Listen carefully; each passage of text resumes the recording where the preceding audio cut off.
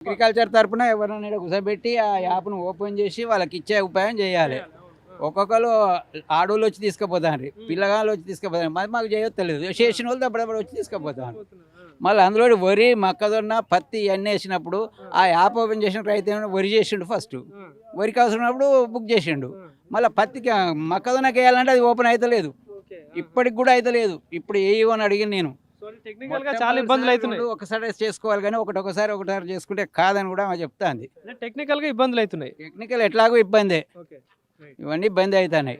మళ్ళీ అందులోటి app open చేసుకున్నాక cooperative కాడ ఉంటే ఒక యూరియే, మళ్ళీ 28కి వేరే పోవాలి, 2020కి వేరే పోవాలి.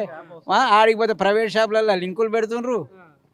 ఇక్కడ ఇప్పుడు యాప్కో గంట 2 గంటలు తీసుకుంటానికి ఒక పూట, మళ్ళీ ఆడికి పోతే ఆడ ఒక పూట. అన్ని విధాలుగా రైతు అయితే ఇబ్బందులు పడుతున్నాడు బాగా. ఇప్పుడు ఎడ్లు లేవు కాబట్టి ఆయన తిరుగుతాడు.